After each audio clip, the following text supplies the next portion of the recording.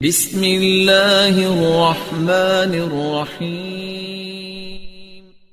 شروع اللہ کے نام سے جو بڑا مہربان نہایت رحم والا ہے۔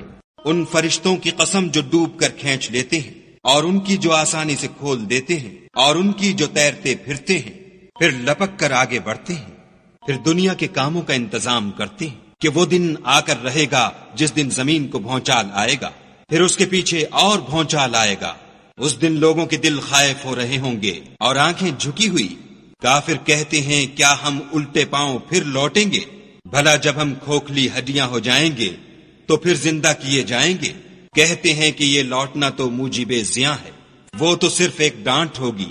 اس وقت وہ سب میدان حشر میں آ جمع ہوں گے۔ بھلا تم کو موسیٰ کی حکایت پہنچی ہے جب ان کے پروردگار نے ان کو پاک میدان یعنی طوا میں پکارا اور حکم دیا کہ فرعون کے پاس جاؤ، وہ سرکش ہو رہا ہے، اور اس سے کہو کیا تو چاہتا ہے کہ پاک ہو جائے اور میں تجھے تیرے پروردگار کا رستہ بتاؤں تاکہ تجھے خوف پیدا ہو۔ غرض انہوں نے اس کو بڑی نشانی دکھائی مگر اس نے جھٹلایا اور نہ مانا، پھر لوٹ گیا اور تدبیریں کرنے لگا اور لوگوں کو اکٹھا کیا اور پکارا، کہنے لگا کہ تمہارا سب سے بڑا مالک میں ہوں۔ تو خدا نے اس کو دنیا اور آخرت دونوں کے عذاب میں پکڑ لیا۔ جو شخص خدا سے ڈر رکھتا ہے اس کے لیے اس قصے میں عبرت ہے۔ بھلا تمہارا بنانا مشکل ہے یا آسمان کا؟ اسی نے اس کو بنایا، اس کی چھت کو اونچا کیا، پھر اسے برابر کر دیا، اور اسی نے رات تاریک بنائی اور دن کو دھوپ نکالی، اور اس کے بعد زمین کو پھیلا دیا۔ اسی نے اس میں سے اس کا پانی نکالا اور چارہ اگایا، اور اس پر پہاڑوں کا بوجھ رکھ دیا۔ یہ سب کچھ تمہارے اور تمہارے چار پایوں کے فائدے کے لیے کیا۔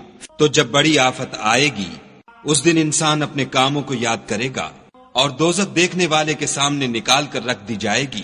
تو جس نے سرکشی کی اور دنیا کی زندگی کو مقدم سمجھا اس کا ٹھکانہ دوزخ ہے، اور جو اپنے پروردگار کے سامنے کھڑے ہونے سے ڈرتا اور جی کو خواہشوں سے روکتا رہا اس کا ٹھکانہ بہشت ہے۔